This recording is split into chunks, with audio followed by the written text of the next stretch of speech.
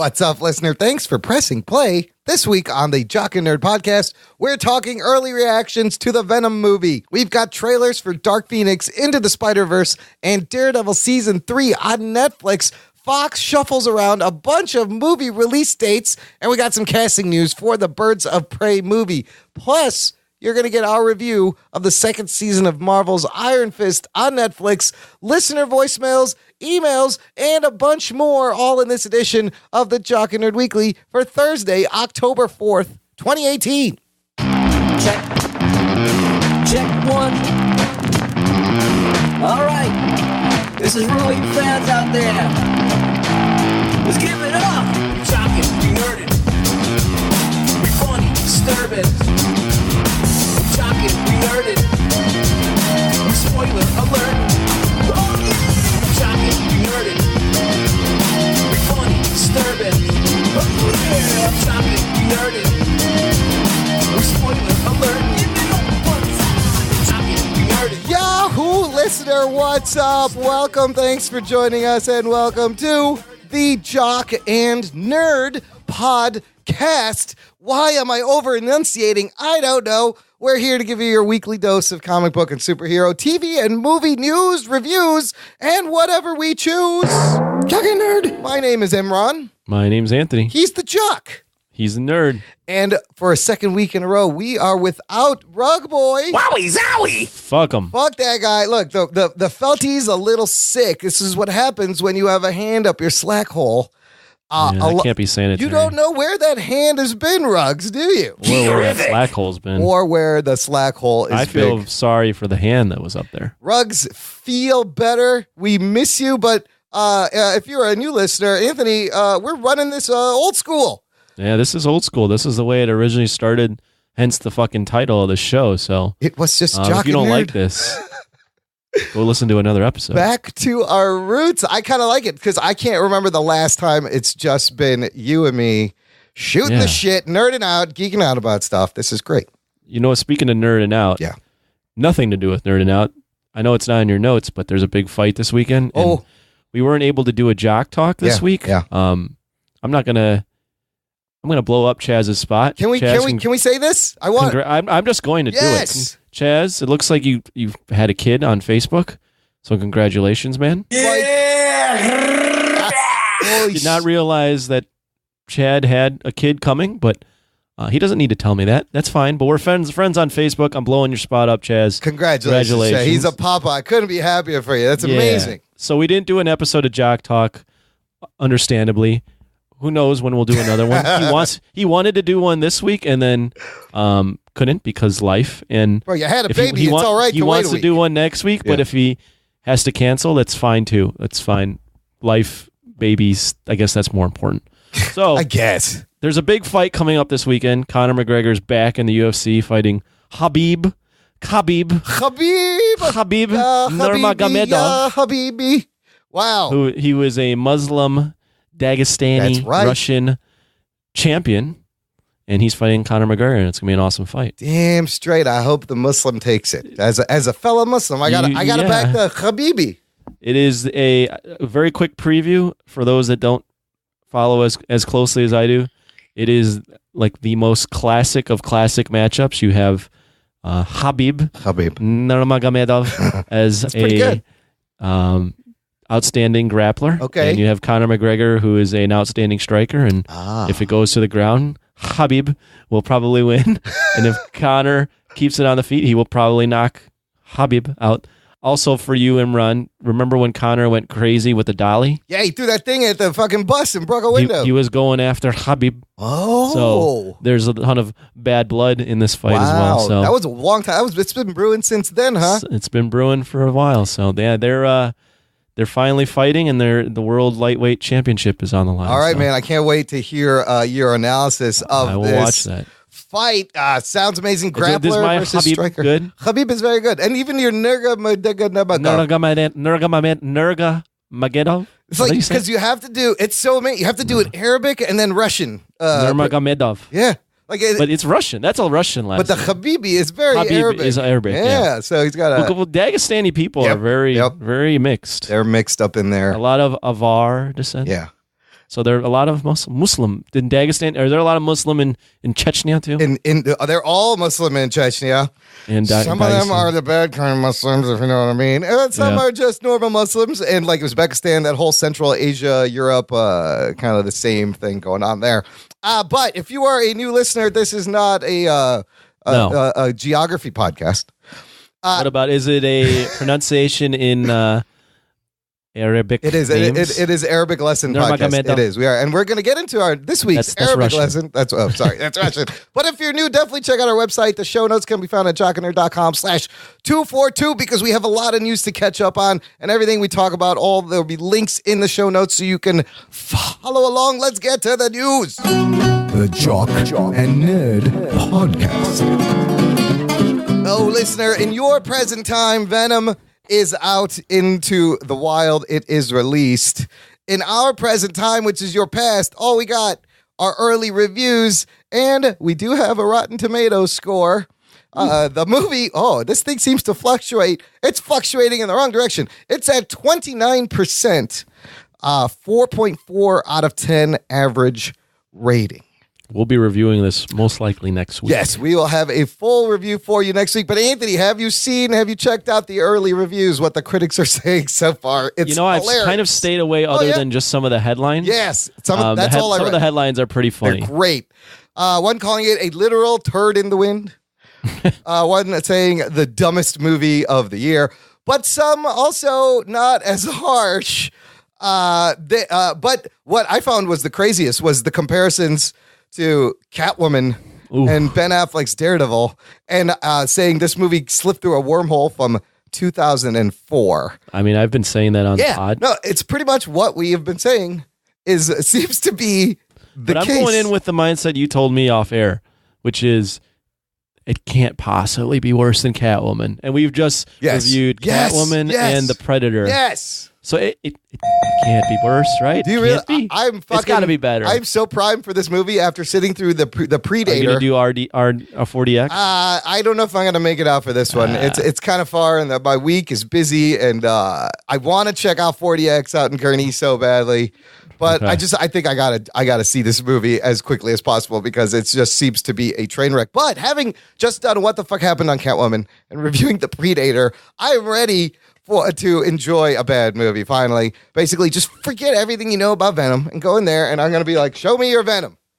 Show me what Venom you are trying to do. This, the budget kind of came out. It's not official, but somebody's estimating $100 million, which is the same budget for Catwoman in 2004.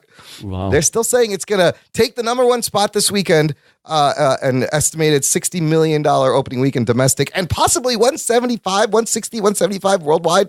If this thing hits 200 million worldwide, it's breaking even. But do you think these reviews are going to hurt people going to this movie? Because this seems like one of those movies where the critics are pissing all over it and fans are like, fuck you, it's going to be great, I'm going to go see it. Hey, bro. Yeah, I don't think it'll do that well. No? No. Everyone seems to think that the Tom Hardy Venom relationship is the best thing, and it's unintentionally funny, but we'll kind of a mess. Now there are 2 post-credit scenes in the movie, so don't leave, and they've already been revealed online. I've not read them. I didn't want to spoil it for myself, but I kind of think I know what one of them are. I think we speculated months ago on the show. I have no idea, so don't spoil them. All right, I'm not going to spoil it now. This movie is opening up against this other movie called A Star Is Born. Have you heard of this? The Lady Gaga movie. The Lady Gaga, Bradley Cooper. It's like the 3rd or 4th remake of this movie. And I had no idea that was a remake. Yeah, it's a remake of a remake of a remake. It's a movie that's been done like 5 times. But apparently... Habib. Habibi. Apparently, Lady Gaga's fans have been posting fake reviews for Venom to boost it down. Stars Born has a 95% rating on Rotten Tomatoes. I don't understand what the deal is, but this article from Variety notes one interesting thing is that everybody all of a sudden started tweeting the same thing. Like the same exact set of words were coming from a bunch of different Twitter accounts. Here's one. This is just blatant. Ann Harrison says, I saw Venom last night and had to leave halfway through. My children wouldn't stop crying at how bad it was. Luckily, a second pre-screening of A Star is Born was about to start, and now we are all crying tears of amazement. Please pray for my eldest. He is still in a coma. So, I didn't know this was a thing that people write fake reviews for movies that they want to pump up. Okay, so here is the review that was repeated. Like, if you look this up, everyone tweeted this. I'm the biggest Marvel fan, but I just watched Venom and I don't know what to say. Easily the worst movie this year. I expected so much better, and now I'm just disappointed. There's dozens of these exact same thing. Exact same wording. So, they really are little monsters, those fucking Lady Gaga fans. Why you gotta go ruin a good thing? But yes, we'll have our review next week. And they've also confirmed Morbius is going to be the next movie with Jared Leto starring as Morbius. Another movie nobody really asks for or wants. They are continuing. I wonder if I just want to know if Spider-Man's in it. If Peter's in it. If Tom Holland's in this movie, I want to know why. I think if when this movie disappoints critically and financially, I think they'll be reevaluating a Morbius movie. Just a thought. And again, Sony just doesn't seem to get it. Sony they're a joke, man. But again, right now they don't know what they're doing. I mean, they did like 2 good Spider-Man movies, and then with the help of Marvel, they also got Into the Spider-Verse coming out, which is Sony, but that's I think also with the help of Marvel Studios, or that's their own thing. I don't know. Sony doesn't get it. Fox doesn't get it. We'll get into that in a second. But listener, if you've seen Venom, send us your review. We'd love to add it to our show. We will share it. We will read it. How do you do that? Visit our website, our contact page, jockandnerd.com/contact for all the ways to get in touch. You can send it in text or send us some audio. We love getting audio. There's also a link to our awesome exclusive closed Facebook group called Jock and Nerd Nation just for you, listener. You get to hang out, chop it up with all our listeners. The Nation is great. The Nation is amazing. Represent. Right now, John Bellotti posted photos from New York Comic-Con. Geek Boner. It's going on now, and we have a few trailers and things from there to discuss. Let's move on to those trailers. We got to start with this Dark Phoenix trailer. So for those of you listening to the post show, you've heard our thoughts, but more's come out since then from last week's post show. Oh yeah! Before we get to the craziness that happened, let's just discuss this trailer. Is Marvel the only studio that can consistently figure out how to make good comic book movies? Nobody else has seemed to figure it out, and yet is evidence with this Dark Phoenix trailer for the movie following Apocalypse, which seems really familiar, Anthony. I feel like I've seen this movie before. Because it seems like you have, because they made this movie before. It's called The Last Stand. Oh, shit. Yeah, where, Jean Grey's got the powers, and he's suppressing it, and it's coming. She's got to go to Magneto for help, yada, yada, yada. They're trying to stop her. Professor X hid it from her. Yeah, we saw all this. At least from the trailers, we saw all this stuff. I think we saw. So it looks like some of the bits I love. It looks like Jean kills her parents by accident in a car accident, and there's a lot of theories online. Hit that spoiler button. Oh, okay. Spoiler alert. There's a lot of theories online that she fucking is the one that kills. She kills Mystique. What? Oh shit! Yeah. That she's gonna kill Mystique, and that's gonna be the catalyst for. Because I saw some trailer analysis where they're like, you can't see Mystique.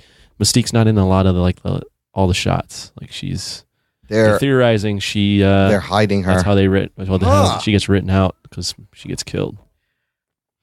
Well, but going back to this fucking trailer, my thoughts, which you haven't asked about, which is fine. What do you think? Again, we saw a lot of this movie already, so. It's nothing. There's nothing in the trailer where I was like, "Oh, that's going to make this different." Now it's probably going to be a different movie, but that trailer didn't sell me on that. Also, made this point on the post show, repeating it for all our fans out there that don't subscribe to the Patreon. If you want to hear my instant reaction on things, Patreon's where it should be. You should sign up. You should go. Give us $1 a month. Super cheap.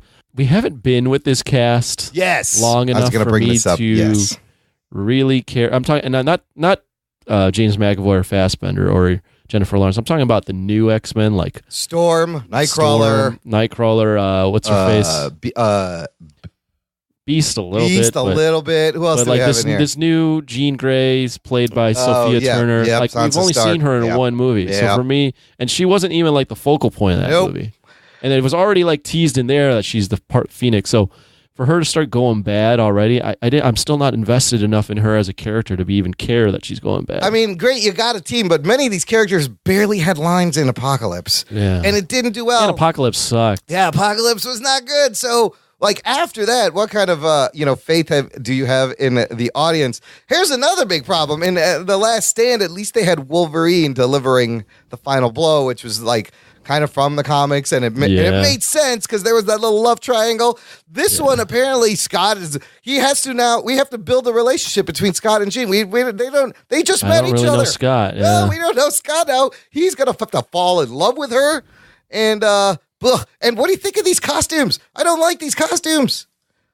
Yeah, the Big X. It's weird because the end of Apocalypse, they were all in their colorful costumes. Oh wow, that's cool. Yeah, what happened? And now they're going back to the X ones, and the X ones might be like a funny thing for comics, but it does not look good on medium. It's from the Grant Morrison Frank Quietly run, but it matches Frank Quietly's style. It makes sense on the page. But they just look stupid. They look horrible. Practice, look like they're wearing yellow sports bras. Oh, shit. That's all I see. Like, it may work on page. It does not work on screen. This is one of those times where being loyal to the comics it doesn't work.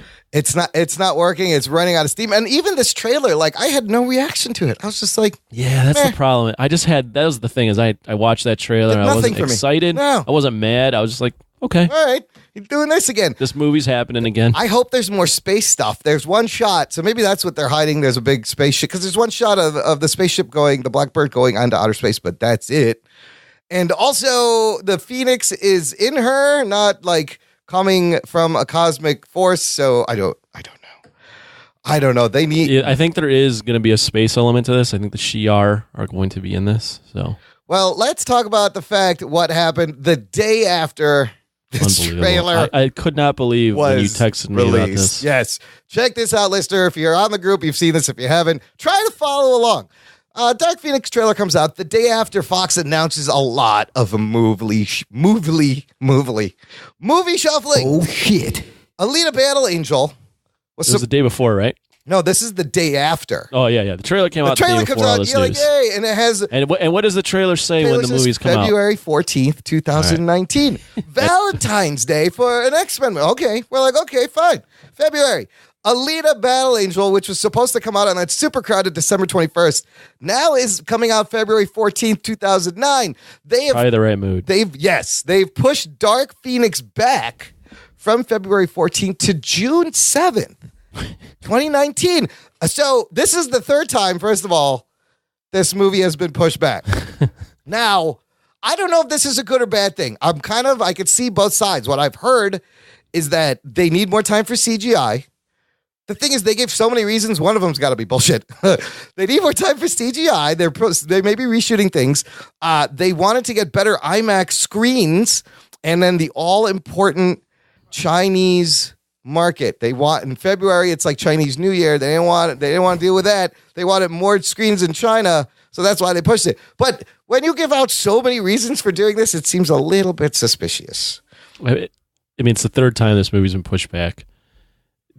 Well, regardless of the reason, and I don't know what it is, it's clear they don't have their house in order, because there's no goddamn way someone that is overseeing this entire thing goes, yeah, let's release the trailer, and then the next day, with the trailer saying the date is February 14th, we're going to now push it to June 7th. The fuck? I watched the trailer again, and now it says June 7th. Oh, they changed it. Oh, they changed it. Oh, shit, they changed it right away. There's no way, like, if you have all your I's dotted and T's crossed, that you're going to release a trailer and make the mistake of then delaying the release date the next day. I mean, this is Simon Kinberg, who has written a lot and produced a lot of these X-Men movies. This is his first movie he's directing. That kind of makes me nervous, but I mean, he's been around, a set and a production.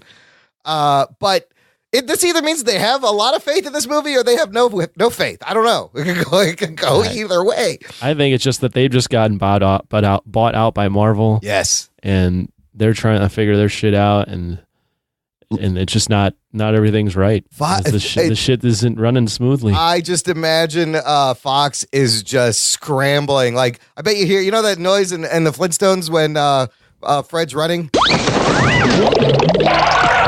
Like, that's going over there 24 hours. So here's what else happens. Remember that Gambit movie that was supposed to come out in 2016? What's his face? Channing Tatum? Yep. Still attached? There's another date. They moved it to March 2020, and Simon Kinberg has said it's going to be a romantic or sex comedy. What the fuck? So Gambit's going to be a rom-com sexy comedy. A Gambit movie is another one of those movies, like a Venom movie, like a Elektra movie, like a Ghost Rider movie, where I'm just like, this doesn't seem like a good idea. I don't even know why they're trying to shove all this out. I mean, the only reason the Gambit movie was really ever getting pushed is because what's his name, Channing Tatum, was like, I want to do a Gambit movie. Like, he still wants to do it. I mean, if he can bring like the same heart like Ryan Reynolds brings to Deadpool, it could work if he really loves his character. I mean, the character, I all I know about Gambit is from the 90s TV show. He's a Cajun dirtbag. He's a Cajun guy with like a weird like mohawk coming out of his head. Yeah. Or I don't know what that is. Yeah. And a trench jacket, and he touches cards. Charges cards. They become fireballs. He's a gambler. Whatever though. Yeah. He's a heartbreaker and a he's so 90s. It's amazing. 90s. Okay, so here's where it gets really crazy. Speaking of Ryan Reynolds, so once Fox moved the lead of Battle Angel from December 21st, they have that slot open. What did they decide to put in this slot? Oh, nothing. Just a PG-13 version of Deadpool 2. Somebody touch my spaghetti! Holy shit. Yeah. Actually, this I don't have that much of a problem with. Oh, Here's really? why. Okay. No. Okay. So they released their R-rated version. Yeah. So they got that out first. Yeah. They want to re-release Deadpool and make a little bit more money off of it. Yes. And you know what? If they release it PG-13 and it's like acknowledging that it's PG-13 and Deadpool, because they released a promo image of him like covering up or something. Oh, really? There was another. Like, I have more information. There was another image he tweeted out. But it was him reading a book. It's that picture from Princess Bride, right? Yeah, where he's reading a book to Fred Savage. Yeah. So here's my with a Christmas hat on, with a Santa hat on. Yes, I think it actually a PG-13 Deadpool. Yeah, could be funny and ironic, and like if they lean into that they're like, this is stupid, right? Like I actually think it could be all right. Like if they I have so many thoughts about this. So the title, first they were calling it, people thought it was a new movie. It was like Untitled Deadpool Movie. The title reportedly is going to be The Deadpool Before Christmas. Geek boner. The reason he's wearing that Christmas hat and Fred Savage, that's the scene from Princess Bride. Apparently, Fred Savage is going to be in the movie. Yeah, I realized. I heard they're as the Princess Bride character. Yeah, I heard they're reshooting some, or so they're shooting probably some new gonna stuff. Bookend this with like Christmas timey stuff. And yes, if he can be self-aware and try to swear, it could be funny. But here's the things that concern me. Clearly, this is like a move to get Deadpool into the larger MCU once the merger happens. Maybe, right? Maybe they're thinking if we can prove this PG-13 version of Deadpool makes a shitload of money, it can work. But I don't see how you can get accurate readings from this, because who's going to go see this? People who enjoyed the R-rated version already, they may go see this just because. And how many kids will? I'm sure a lot of kids will be happy because they've been bugging their parents to go see this. But I don't know if you can accurately judge like a PG-13 Deadpool by doing it this way. You know what I mean? I think what they're doing. I think they're actually. I'm reading this now, but I think they want to get into the Chinese market with Deadpool. Oh, because it was both movies were banned. They didn't open there. Also, I think what they're doing is they're testing a new thing of R-rated movie for North America and then PG-13 cut somewhere like major, like overseas markets. That's interesting. So that they can kind of butter both sides of the bread. It's all about that dough. It is. Got to get that money. I just hope they don't like neuter the soul of the movie. If there's thought behind it, I think you can actually make a PG-13 Deadpool still be funny and have the integrity of the character. Would you go see this version in the theater? If it's getting good reviews and people are like, there's some new shit in here that's like funny and they rearrange some scenes, I might consider it. I thought the same thing. I thought if there's enough new reshoots and they kind of have fun with it, I might go check it out. And I think a lot of people are like, hell yeah, I will go see this anyways, which is really interesting. So again, December 21st, that movie's going up against Bumblebee, Mary Poppins, Aquaman. That's a crazy release date. We'll see what happens. And then just to give some more evidence of Fox freaking out, they're saying that Disney and Fox merger could actually be completed as soon as the end of this calendar year. New report from Deadline says it might be by the end of 2018, which means more changes could happen to Dark Phoenix. And I don't know what the fuck is going on with this New Mutants movie. Like they haven't done the reshots, New Mutants movie, the reshoots, and they were like, it could be R-rated. Is this even ever going to come out? I don't know. I don't know. If I were them, I would just be like, let's just save this for our streaming. Listen, put out Dark Phoenix, cut your losses, and then Bob Iger said Kevin Feige will be in charge of the X-Men. That's what everyone's waiting for. Yeah, and then that Hollywood Reporter interview was really interesting, where he's like, there shouldn't be two Marvels. There's gonna be one Marvel. And then that's where he also talked about slowing down the Star Wars movies. That was a good article. Okay, more trailers, more Marvel Sony stuff. Spider-Man Into the Spider-Verse. There's a new trailer out, and holy shit, does this movie look fun. I can't wait to see this. It just makes me smile.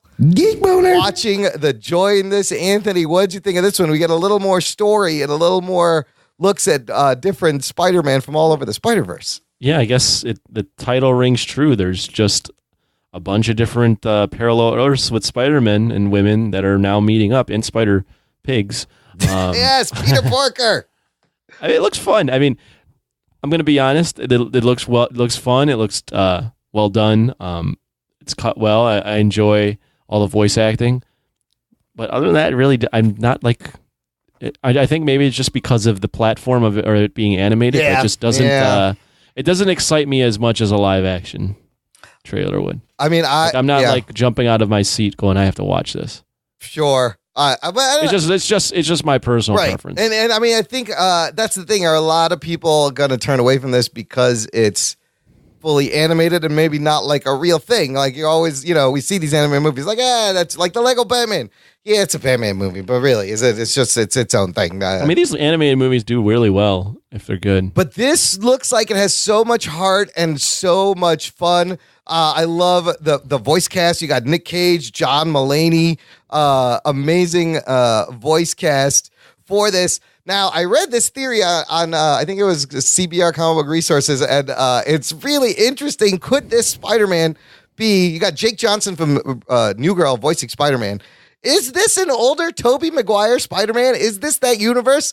There are, if you notice, there are several there's scenes. A lot of scenes, yeah. He's stopping the train like in Spider-Man 2. There's an upside down kiss with Mary Jane. There's a car being thrown through a window while he's inside a cafe, also similar to the second movie. Or are they just having fun with the whole canon of all these Spider-Verse? That'd be kind of cool if they were tying in. But if they're also having fun, that's also kind of cool. I guess there's a super collider that they need to stop because it's opened up all the universes. But you see, there's like Green Goblin, Kingpin, Scorpion, the Prowler. Seems like this Peter Parker is like close to like 30 or 40. Yeah, like might be close to 40. Yeah, he's definitely an older, haggard Peter Parker. But I mean, I love the jokes in this. I love the line where Spider-Ham's like, do animals talk in your universe? Because I don't want to freak them out. He's just that bad. It's so fun. Spider-Man Noir. You got Nick Cage as Spider-Man Noir. Oh, I can't wait for this. This is People are like, this is going to be the best superhero movie of the year. It may very well be. There's just certain things you could do in terms of timing and writing and, comedy timing. You could just nail an animation because you just, you cut it that way. You make it look that way and you can have a lot of fun. Next trailer. Let's move on to this. Just came out. Daredevil season 3 on Netflix. Holy shit, this trailer gets me super geek boner for season 3. Anthony, what are your thoughts? So I just watched it. And I've been kind of cooling on the Netflix stuff, although we'll get into Netflix stuff. It's actually getting a little better again. But this trailer's fucking awesome. This trailer fucking rules. I am so pumped to see. I'm pumped. Yeah, me too. Fisk back, and I love Murdoch versus Fisk. Like, I love that dynamic. Dude, after hanging out, like, they've given us 3 this year, right? So we've been kind of hanging out in the Luke Cage, Iron Man, Jessica Jones world. I really miss Matt Murdock. And that's the best universe. And it is. It was the original, and he's been presumed dead since the end of Defenders. So I love in the beginning where he's like done with helping people. He's in the black suit for the whole trailer. I wonder why he's in the black suit. And then he pulls the I'm Daredevil. Like, holy shit. Fisk in the white suit. Oh my God. Oh my God. D'Onofrio looks amazing. There appears to be a hallway fight scene, but with fucking Matt Murdock as Matt. Yeah. I don't know if that's what they were teasing or there's going to be another one. I bet there'll be another awesome one. So I love this storyline already. How Fisk is threatening to expose him. He turns the city against Daredevil, and there's someone else in the suit, and I think that's fucking Bullseye. It's definitely Bullseye. That's 100% Bullseye. Bullseye. That's awesome. They a lot of shots of that guy in the Daredevil suit throwing things. Oh, okay, yeah. Dead giveaway. It's Bullseye. And he like, I love that part where he catches it, and he's just like. Well, that's Daredevil. Right. He catches it, and so that's what I was like. Oh, he's throwing things really accurate. Wow, I can't wait for this. It comes out October 19th. It'll be out soon. We just got Iron Fist. This is a fucking crazy year of Netflix Marvel stuff. They gave us 4 this You know what Netflix must be doing though? Yeah. I mean, they must be like, hey, Marvel, you're fucking going away. Yeah, let's get some more of these out. Let's get all this shit out before you go make your own streaming. I think Punisher Season 2 is also in the works. And what would be the next one? I'm not sure. Another Jessica, maybe go back to Jessica Jones. Or maybe you do a new character. I don't know. All I got to say is, might be a little spoiler for my thoughts, but I was really cool on Netflix after Defenders. Yeah. But you know what? Yeah. I'm back, baby.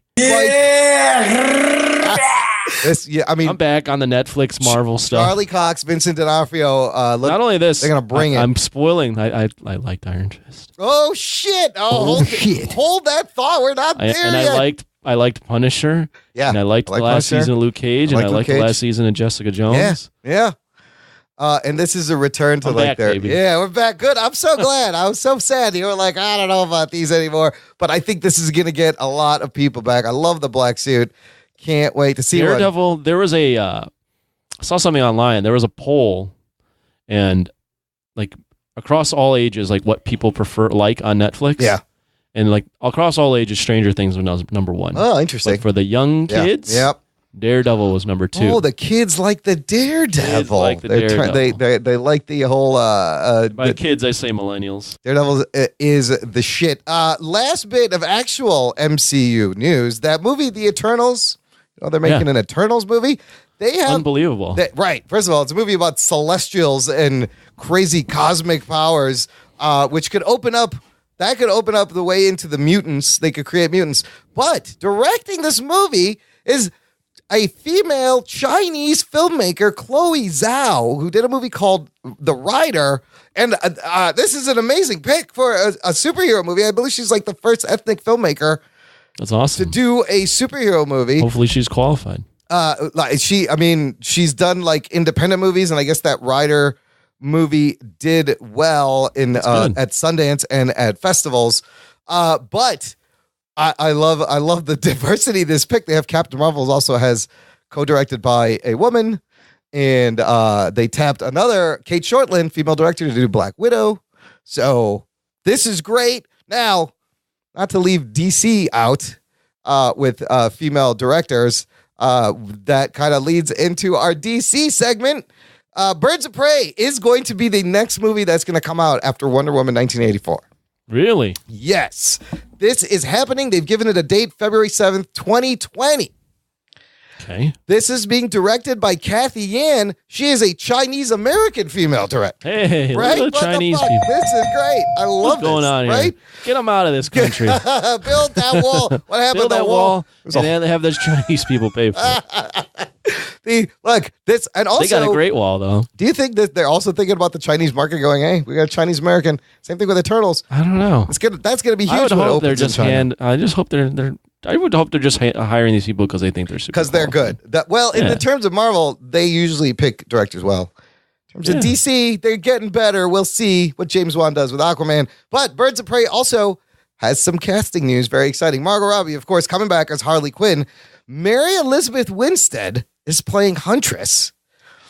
She's great. She's been in Fargo, 10 Cloverfield Lane. She was Ramona Flowers in Scott Pilgrim. She's the little teenage girl in Live Free and Die Hard. Oh, Yeah. whoa. Yeah. Fuck. I love Mary Elizabeth Winstead. And Journey Smollett Bell will be playing Black Canary. She's done a lot of television. Recently, she's in the show called Underground. But she was in the last seasons of Full House. She was Michelle's friend in Full House. What the fuck? So they have a Full House and Ramona Flowers in this movie. And then breaking from the rap, they have cast Rosie Perez as Renee Montoya. Oh, shit. In Birds of Prey. I love Rosie Perez. I don't know who Rosie Perez. I don't know Rosie who any of Perez, these are. you've seen Do the Right Thing? No. You never seen Do the Right Thing? Have you seen this movie Fearless? Oh my God, No. she's great. Dude, I don't watch movies. God damn it, I Rosie. don't even know why I do this podcast. Rosie. When I was at art school in Brooklyn, Rosie Perez lived down the street from us. Really? And I You saw could've her. hooked up with Rosie I Perez? totally could. I saw her walking like into her brownstone one day. I was like, "Holy shit, it's Rosie Perez!" Rosie But Perez. she's Let me see what she looks she's like. a great pick. She's you. What's Oh, yeah, I know Rosie Rosie Perez. Perez. You know what you should have said? White man can't jump. Oh, of course, White Man Can't Jump. Another great That's role. what I Yeah. think of when I think of Rosie Perez. Yeah, she. See, I don't know their names. When I see their face, You got I'm to like, see their oh, that's faces. you. So Yeah. I'm sure you'll recognize Mary Elizabeth Winstead too. She's been a lot of things. Black I can't talk today. Black Mask is going to be the villain, and they're looking at Ewan McGregor or Charlton Copley. Do you know those people? I know who Ewan McGregor is. Charlton Copley. Have you seen District 9? I have. That's the dude, the South African dude who turns into the bug, who's on the Oh, side. yeah. I love him. That's Charlton Copley. He's done a lot of movies with the director. What the fuck is his name? I can't remember. Who did District 9 and Elysium and Chappie. Hey, if this movie's good, the fans are eating up the diversity and having different people rather than your white male in the lead. So Dude, this movie has this is good. It can make a lot of money. It's got a lot going for it. It's got a female ethnic director, a whole female superheroine team. And again, beating Marvel to like a team of female superheroes. Yeah, female superheroes. Hey, I mean, if it's good on them. Hopefully it's good. I don't really know a lot about the Birds of Prey. Yeah, there was that really bad TV show. And Yeah, if Ruggs was here, he would probably like, I saw it. I remember. Yeah, Oh. he's like, it sucked. Yeah. Renee Oh, Montoya yeah. also, Renee Montoya, she came from Batman animated series, and Yeah, then I they remember brought her in that. comics, and she's openly lesbian in the comic book. So, Lesbo? yeah, you got an openly lesbian character in this movie. This movie's What got the something for fuck? everybody. God, remember when we were safe? I remember. Oh, I remember. Remember Star Wars? Remember the 80s? Remember Reagan? Listen, I'm going to show up to see Margot Robbie as Harley Quinn because She was great. She looked good. she looked Margot good. Robbie, Suicide Squad sucked. Yeah. But Margot Robbie was not the reason why that sucked. No. Was Will Smith the reason? No, wasn't. No, Will I Smith thought is Will Smith actually was pretty good. good too. No, I thought it was just poorly edited and poor story and Yep. lots of other shit going on. Yeah. I just mentioned New York Comic Con. It's going on now as we speak. They said, Anthony, Is Bellotti over there? Bellotti is Did there. We mentioned that, huh? Yes. Yeah. They put out a poster for Aquaman, and apparently there'll be a trailer tomorrow. So by the time this airs, Oh. we'll probably have a new Aquaman trailer. The poster has him in his yellow, like his arm is coming out Oh, of the really? ocean. Where's that poster? It's just look it up, Aquaman poster. Aquaman It's just poster. his hand with a trident coming out of the water, but he has the green gloves and the yellow scale. This fucking poster. Oh. Well, I mean, shit. If it works, it works. That doesn't look bad. I mean, it's just a fucking poster. But I know it's not much, but I'm interested to see this new trailer, and I'm interested to see him. Put him in the fucking yellow costume with the green gloves. Yeah, I think it'll look Let's fine do it. with some Yeah, it looks sick fine. scales. Yeah. It'll be fun. More DC stuff. The DC Universe is about to launch its first original show, which is Titans. Uh-oh. Everyone loves this cosplay show called Titans. We have to watch this whole fucking show? Oh, we are going to be watching the first episode to review anyways. Look, are they doing full release of everything, or are they doing it Netflix once style? a week on Fridays. It's not Netflix style. It's weekly, kind of like Hulu. Couple of details that came out. I don't know about that either. But yeah, you know what they're trying to do? Yeah. Keep you paying. Yeah, because otherwise if you release all at once, you can do your free trial and watch all that shit. The Star Trek show on CBS All Access was the same way. It was once, and the stuff on Hulu, like Castle Rock, like their original content, it's once a week. So I kind of like that. It kind of like it's traditional TV, but also binging the shit is great. Here's some news. If you're outside the US and you were sad that you couldn't get this DC Universe app, never fear. The Titans will stream on Netflix outside of the US. So international listeners, you will get to watch it if you have Netflix. They've already gotten a season 2 renewal. Whoa. Wow. It hasn't even fucking premiered. But Titans? Yes. Wow. So it premiered at New York Comic Con, and there's a new trailer with some more story. Early reviews are out, and they're kind of mixed. They say what we all thought. It's dark, super violent, apparently lots of F-bombs, which that'll be great. And it's almost like a horror. It's like a horror scary tone with Raven. You know, and the story's pretty much Raven's got to find Dick Grayson, and Starfire is also drawn to Raven. And then they all team up, and there's a lot of blood and gore and swearing, I guess. I guess I should give it a shot, but I am not all enthused about a super dark, violent Teen Titans show. The reviewers got the first 3 episodes, and they said it had potential, despite the tone. It had potential. Also, in the trailer, you see a little bit of Beast Boy, and those effects, they look all right, but he's turning into a tiger and shit, and look, we're paid for a year, so might as well fucking use it. Here's another reason. This what I'm really looking forward to is the Harley Quinn R-rated animated series, Anthony. And New York Comic Con, they just released a first look trailer at this. Watch this trailer. Okay, let me watch it. Talking nerd. I like it. Anthony laughed twice while watching this trailer. I think that's funny. Holy shit, I love this. This is a great tone. This is going to be R-rated. They are joking about how fans hate everything. Harley is basically their Deadpool. Yes. They can be self-aware and make fun of themselves. And yes. It's funny. That was funny. They took a jab at the Did you get the Deadpool joke? Oh, I got the Deadpool one, and I especially like the dark and gritty. They make fun of DC. What were we just saying about Titans? This show is like a response to the Titans. But that Donald Glover was going to have an FX adult R-rated Deadpool animated show, and it got canned. Never happened. So she's like, unlike the Deadpool, this one's actually coming out. Voicing Harley in this is Kaylee Cuoco, Big Bang Theory. Do you know this name? The girl from the Big Bang Theory. She's not okay. She makes like $1 million an episode now or more. Like she's like the highest paid fucking actress in TV right now. But check out the rest of this voice cast. This is an amazing cast. Lake Bell, Alan Tudyk, Ron Funches, JB Smoove, Jason Alexander, Wanda Sykes, Giancarlo Esposito, Natalie Morales, Jim Rash, Diedrich Bader, Tony Hale, Chris Maloney. Now, for the listener that actually knows names, that is a wealth of hilarious people and great actors right there. I don't recognize all the names, but the ones I do recognize are funny as fuck. These are all great picks. I can't wait for this. But this isn't coming out till next year. Here's the thing that they released like December. This is what I was waiting for. They have released their schedule. November. So they're not running these shows at the same time. It's one after another. It means they will come out weekly. Titan starts in October. Excuse me. Jesus Christ, did you die? No. Something died in my throat and tried to crawl out. Don't edit this. All right. Okay, get back down there, Gremlin. Heimlich maneuver. Pain in my Glaven. Titans comes out in October. Part 1 of Young Justice Season 3 in January. That will be followed by Doom Patrol in February. That whole show runs its course. Then Swamp Thing starts then, and you also have part 2 of the Young Justice season 3. Swamp Thing in June of next year. September or late August, Stargirl, and then this Harley Quinn comes out in October of so like a year from now, in October of 2019. But that one little teaser got me excited for that. I'm really looking forward to Doom Patrol and Swamp Thing, and we'll see. Patrol and Swamp Thing. You know, the thing with Titans is like it's a show that will need time to get better. Like hopefully they can get their footing. I don't know how many episodes it's going to be, maybe 10 to 12. But hopefully they figure out the potential. And the only thing I'm trying to figure out, I like the Young Justice. Harley Quinn looks good. Some of the other stuff, Titans, I don't like. The other stuff I haven't seen yet, so who knows? I can't judge it yet.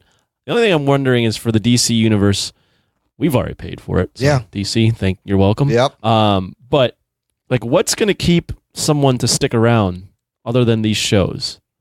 Like, does DC have enough stuff on there where it's like this is like a very voluptuous app? There's a voluptuous streaming service for me. There's a lot. There's lots of comics. There's lots of old content. So we're signed up to get press releases from DC Universe. So I get official press releases. They're going to be adding, like, some of this is great, some of this is not. So they're going to be adding the 1984 film Supergirl, which, that's not a great film. That the Krypton show that was on Sci-Fi, David Goyer's Krypton, will now be on the DC Universe. They've also cast a guy to play Lobo, and they put out an image of Lobo. And then they got the original animated movies, Reign of Superman, Justice League versus the Fatal Five, Batman, Hush will also show up. So there's a couple of other things. Hopefully, did you send us the login stuff? Yeah, I did. You haven't logged into it yet, have you? Where was that at? I'll email. I don't remember. I'll send it to you when we're done. I want to look at it as we're talking. Talking nerd. I am logged in. I am now in the DC Universe. Super Friends is the first thing that pops up. Huh. You can like the history. So it's like a website. Well, it has Wikipedia entries. It's got character history. It's got it's kind of different movies and TV shows. There's a show called DC Daily that's put out every day. So it's like their new show hosted by Tiffany Smith. And then there are times where like you can, it'll be like, want to read the first, if you're watching something, be like, want to read the first appearance of this character, click here. I don't know. There's a good solid foundation there of stuff. Oh, I can read comics. You can read comics, which is super fun. It's different. The point is the content they're stretching out the content for the year, and then by that point, if Disney's service comes out, then what's going to happen? Will this have enough steam? Will everyone just leave this and go to that one? Will this look horrible compared to that one? They should put all their comics on here. Well, they update the comics pretty frequently. The full DC Comics digital library will be available for purchase in October. Oh. So they release stuff, but then if you want to buy some stuff, buy it later this month. If you have this, you can go back and read the good new Teen Titans, Marv Wolf and George Perez, like good Titans shit, and remember how awesome it is. Before it's not the show.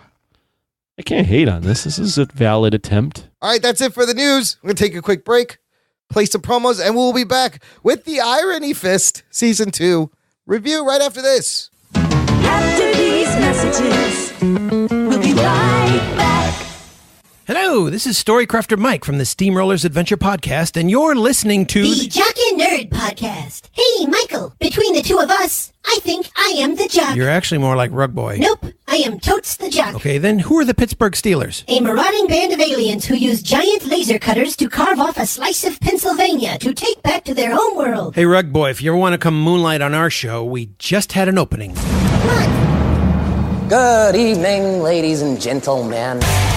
We'll get you back to your podcasty goodness now in a minute. First, we'd like to take a second to tell you about our marginally better podcast, the 365 Flicks podcast. I am the Scottish Whedon whore, Chris. And I am the pissy ex-video store clerk, Kev. And we bring you the latest movie and TV news, reviews, and rants. All that and a bunch of top fives that you really will not care about. Subscribe to us on iTunes, Libsyn, and all other third-party podcasting apps. And on top of all that, you'll get free access to our indie talk. You'll hear us speaking with directors, producers, actors, comic book creators, and artists about their experiences. Don't forget to drop us 5 stars and follow us on the Facebooks and the Twitters. Told him not to go in the water. And Hey, listener, sign up to our awesome fan club. Visit jockandnerd.com/Patreon, and you'll end up supporting the show, helping us out. We will appreciate it, but you're going to get tons of bonus content. There's hours of bonus audio on that platform. Do what our newest patron did. Shout out to our latest fan club member, Keithan Denkinger. Talking nerd. Keithan's a woman? No, I think he's a man. I could be wrong though. There's a name. Keithan could go either way. Keithan, he's in the Facebook group. You can ask him yourself, Anthony. What's the Facebook group? Jock and Nerd Nation. Look, he came in at $10 a month, Anthony. You know what that means? That's awesome. That means he gets to get early release of the show. He gets bonus content. Keithan, the stickers are on the way, and you get to pick a movie for us to review. We really got to start reviewing more movies. Choose wisely. Yeah, we got a whole bunch of orders I to keep fill. telling you, Imran, just pick one. All right. Pick the next one and I'll watch it. Of course, I got to do all the work in making a decision. course, God man. damn it.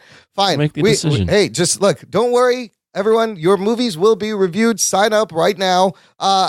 There was no Jock Talk this week, Anthony, like you said, but I'm sorry, but there's a lot of other good stuff. there's good stuff. There was an hour-long post show from last week. Was it an hour long? Yes. Holy fuck. And since you called me out on doing a review of that movie Split, I posted really quick Split review and then a couple other things I've watched on television just randomly that I kind of liked. So there is that to enjoy right now. I may do something every week. Like, here's some stuff I watched this week. You should definitely do stuff every week because it's super easy and it's more content for our Value, patrons. yes, for value. If you're getting There's so much content, like I wouldn't call it good content, but there's so much content on our Patreon now. Like, listen, $1 a month. That's it. It's quantity over quality here. You guys know that. That's how we roll. And we're gonna do these reviews. I swear we will. And some of them are just gonna be Patreon only. So you're gonna have to. You're gonna want to sign up. Pony up that $1 to listen to our hear review. Anthony's opinions on the show. What was that one? The Showmaster, the Ringmaster, Greatest Showman. The Greatest Showman. Yeah, I got The Greatest Showman. We're gonna watch a musical. Scott Pilgrim versus the World. That's a great I've seen movie. that, but I got to rewatch it for. And then there's other shit too, right? We will get it There's a whole done. fucking list. Sign up now, jockandnerd.com/Patreon. Okay, let's get into Marvel's Iron Fist Season 2. Here's your spoiler. Strap yourselves in, you fucks. Spoiler time. You know, we talked about how this season had the biggest, Rotten Tomatoes gave it the biggest season-to-season sophomore bump. It went from 13% to 33%. Really? Yay. Yes. That's it? Or 50. No, it was like at, what is it at now? It went from 13 to 50, I think. It was a Really? That's it? 33% increase. Wow, that's still not that great. It's still not that great. It wasn't huge, but it was the biggest from the first season where it was at 13%. Rotten Tomatoes, 53%. The first season was 13%. This one, 53%, 5 out of 10. So still not fresh, but apparently an improvement. This season we had a new showrunner. That dude Scott Buck is out. Fuck Scott Buck. He sucks. Raven Metzner, who comes to us from Sleepy Hollow. Show ran this one in a season where it's mostly about Danny Rand questioning whether he needs to be the Iron Fist or not. Now, Anthony, you were fisted most recently. Super recently, as in like 10 minutes before we started recording. We just finished. Nice. So you just watched the last episode. Let's get your initial reaction. What'd you think? And we'll dive Did you into hit that spoiler button? I did. Spoiler alert. Pays I don't pay attention when they're on the show. You know, I was actually just scrolling through Patreon and looking at all the cool content we have. There's a lot of great stuff there. Sign up today. Iron Fist Season 2. So if you listen to Iron Fist Season 1 review, you'll know that I did not think that was a very good show. This is better. Yay! It is not complete shit. I wouldn't say it's great, but it kept me engaged. I enjoyed a lot of what I saw. And overall, I mean, I was not enthralled, but I was whelmed by the storyline enough to want to keep going and not fucking hate watch this. Yes, it wasn't a chore as much as the first one. And by the end of it, there was some interesting stuff that they did, and Danny's a lot better. He's not the best, but he's a lot better character. Colleen really steps up in this show. Davos is a villain. He's a bad guy. He's a bad guy. Yeah. I mean, it's not like for the most part. There's nothing except I kind of get a little. I'm still a little on like Ward and Joy's side story stuff. Yeah, at least they weren't in fucking boardrooms for half of the episodes. Right. And I don't like that. There's some nitpicks that I have that we'll get into, but overall, I thought it was all right. I thought it was a step in the right direction. I still don't think Finn Jones is all that great as an actor. No. And I don't think they're getting better with who Iron Fist is, but he wasn't anything like he was in Luke Cage, where he was super chill and like super fun. Like they're still playing up the melodramatic stuff of like, well, my friend, I gotta save my friend, and blah blah blah blah. Like, let's just have fun with it. Yeah. But overall, it's a step in the right direction. And if there was a third season to come out, I'd be way more intrigued to watch it than I was after the end of the first. That's interesting. I mean, obviously, everyone says it's better. Obviously, it can't be worse. Was it enough to make it a good show? I'm not sure. I think the last two episodes kind of saved the season. This is what I loved. I loved all the supporting cast. What you said is completely, I agree. Finn Jones is the worst actor in this whole fucking thing. Everyone around him is so much better. When Simone Missick's Misty Knight comes in, she has like this weight that you're like, now here's someone that's really good. Like, it really adds some gravitas to the scene. But I thought Jessica Henwick as Colleen did great. The guy playing Davos did a really good job. I love Ward Meacham. I liked him in the first season, and I kind of I like him this season because like Who? Ward, yeah. And Joy was all right too, but you had a lot of great female characters. They were picking up with Joy hiring Davos to steal the Iron Fist, and it was a lot of like hot potato with the Iron Fist. Let's not forget about the best new character, Alice Eve as Mary Walker. Wow. She was clearly, for me, the best. And like every time she was on screen, I was captivated by her playing Typhoid Mary, who has dissociative personality disorder, or DID. What is it called? And you know what's funny? That was when I watched Split. That's about that too. It reminded me of Mary a lot in this episode. Dissociative identity disorder. Identity, and which is a real thing, but it doesn't quite do what it does in Split. She is, every time she is on screen, she is like the complete wild card. You don't know what's going to happen. You don't know what the fuck. Yeah, you're literally like, whoa, what is she going to do? Every time you throw her in, she's like, the show is very still much focused on the Iron Fist and Kunlun and all this mysticism and friendship, and she is basically like just throwing in like that spice into this fucking show. Where it's like, whoa, like, you're like, what? Heat just came on. You're like, what the fuck is this? Yeah. Her motivation, it seemed a little flip-floppy. Like, first she was helping Joy and Davos get Danny, and then she was helping Joy take down Davos. It's just like, I guess whoever hires her is who she's going to be behind.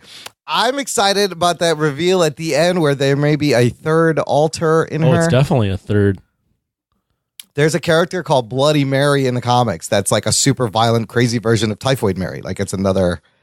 So they may be there's doing levels to type. Right now, they're just going with her being like a black ops soldier with DID. But if they get real comic booky with it, she can get telekinetic, real fucking crazy. She's in Sokovia too, which I thought was interesting. They said all that in Sokovia. Yeah, they can do some crazy shit with it. I really enjoyed Typhoid Mary. I want more of her. I wanted way more of this character because you didn't know what she was going to do. I love how Danny actually learned at the end and like caused her to switch back to Mary. With the water and the flashing. Yep. I was like, oh, that's kind of clever. He fucking learned something. Something he can't punch, finally. Right. No, she was great. Yeah, she was definitely stand out. What did you think of the fight scenes this time around? A lot better. I mean, they're still not like wow. Yeah.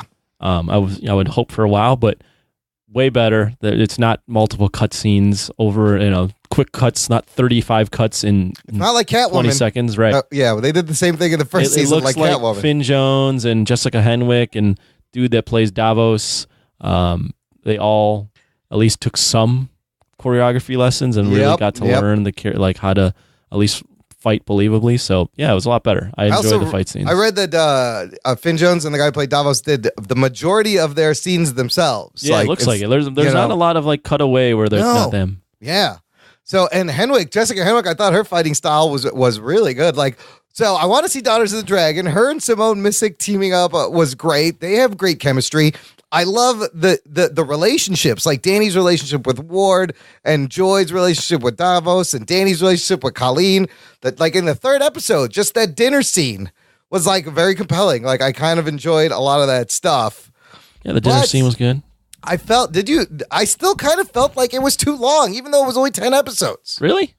There was parts of it that I was falling asleep during parts of it. And it wasn't because it was late. Like a lot of it there was really boring parts. But then stuff would happen. I enjoyed that it was 10 episodes. I can't imagine how they could have stretched this to 13. Right? It still seemed like it was stretched. But it's still, I agree. It still seemed a little stretched. Like they didn't have even 10 story. Like that's why I'm saying like the story was compelling, but it wasn't like this super mind-blowing, like, oh my God, we're on this journey and this story has something to say about something. I didn't feel any of that. I just felt like it's just there. Well, it was just there. Yeah. That the conflict between Davos and Danny's gonna happen. We're just waiting for it. Like we were just waiting. Yeah, like when is this gonna happen? He's gonna switch. Like, some of the stuff with the training of Danny. Yeah, kind of for me, kind of fell flat. Yeah, on the back end after he loses like towards the back end, like Davos is out killing people, and we're cutting to Danny like training with Colleen. Well, it's why aren't we? Wouldn't he like jump in? Like, shouldn't someone be trying to stop this? He smashed his leg with his red iron fist. True. That was sick. And also, Davos had 2 iron fists. He had 2 fists. Yeah, I don't know. He could 2-fist it. What'd you think of the flashback scenes? I kind of like that they were more into the mythology. It was a lot more of the mythology in the Iron Fist. There's been many Iron Fists, and they're kind of. I liked, the mythology stuff is way more interesting than just random shots of Kunlun in the snow. Like this was actually made Kunlun feel like a real place. Yeah. So I enjoyed like the mythology. I enjoyed the multiple Iron Fists. I enjoyed that there was a dead Iron Fist that Davos uses to do the spell. I don't know where he found those fucking women. The tattoo women were interesting. I mean, I kind of love the thing where you needed a blood from a present Iron Fist and the skin from an older Iron Fist, and that's the ink to the skin tattoo. From the tattoo. Yeah, the skin from the tattoo, and then you got to do this move still, and then you get the power. I just found it funny that like these random 3 women can do this thing. Yeah. He finds them. Yeah. And like when Danny and Colleen confront them, they just happen to also know martial arts and can fight. Oh, that's right. She kicks their ass. Yeah. And also, there was a lot, like, for a large part of the back half, like, it was just about a bowl. Like, that was weird, too. They got to get the bowl. That was Where's weird, the too. bowl? Like, we got to find this bowl. Like, we got to get, that's like... It's all about finding a bowl? When you think about it, it's like not that compelling. Although some of the great shock scenes, like when Davos pushes Joy off the fucking railing, I was like, "Oh shit!" I didn't see that. I saw that coming. Well, I knew he was going to do something. The tension was great there. But Davos isn't. Davos is done as best as he can be with that actor. My only issue with Davos is, and this is just personal preference, I just wish a bigger guy was playing him. He's pretty tiny. He's such a small dude. Yeah, like he definitely has a good physical charisma and can seem intimidating, but. Yeah. Me personally, I just can't buy that this little ass dude is like this motherfucking killer. And it's my preference. They kind of like, they almost had a good villain and they kind of ruined it at the end. Like the part where he's training the kids and he's like, I'm going to do better than what Danny Rand could do, except I'm going to be a little murdery to get things done, a little more of an edge. But then all of a sudden he just turns into like your typical bland villain. In the last 2 episodes. They had a real chance there to make him He could have been like Kilgrave or something. Villain. Yeah. Not even Kilgrave. They could have made him like a nuanced, like they could have basically made him the Punisher because that's what he was. Oh, Up until he gets to Steel Mr. Serpent. Yip. Yeah, yeah. Or whatever. It's something Yip, right? Yeah, yeah. Henry Yip. And he kills Henry Yip. Yeah. Just because Henry Yip won't swear allegiance to him. Yeah. And then at that point, I'm just like, okay, now he's just obviously a villain. Like, yeah, you could have played it where he's just killing, gang members the entire time, right? And like training this group of kids to also kill gang members and protect, but like in a violent way. Yeah, and that would have been a little bit more compelling to see. Like, okay, like Danny's got to stop this guy. He's basically protecting the bad guys from this guy that is kind of doing the right thing, but also doing it in the wrong way. Like, I think that would have been a much more compelling villain rather than, okay, well, Davos is now just basically crazy. Yeah, he's just a fucking murderous zealot. Yeah, he becomes one-dimensional in the last two he becomes episodes. Basically a terrorist. Yeah, for no reason. I mean, I could see his reasoning, but I just think there was a better, like, they could have made him a little bit more nuanced and someone that you don't easily go, okay, he's just obviously bad. I mean, I like the whole time when he's like, you don't deserve this, and, you see in the fight where his dad calls it and gives it to Danny, and it's personal. So that stuff he feels was like good. Danny didn't win. He cheated. Yeah, because he didn't actually. Because Danny used the sunlight. Oh, that's right. Danny used the sunlight, and his mom was like, "You got helping Danny." It was destiny. Yeah. Do you think the last two episodes they got crazy? Do you think they saved the season? Because I kind of love those last two episodes. The last two episodes were good. I wasn't expecting that they were gonna basically play hot potato with the fist. Right. That was a little weird. I enjoyed that. I thought it was a little clunky that the way they got it to Colleen, but I enjoyed that Colleen, and by the end of it, has the fist. She's got the white glowy fist. Yeah. At first, I was like, she doesn't want it, right? And I don't understand why she doesn't want it. And then like she makes a complete turn and just is like, okay, well, I need to sacrifice some things. I definitely need to help. Yeah, give it to me. Well, I bought that because that kid died. Her buddy BB. When BB got killed, she's like, okay. Then she's like, you know what?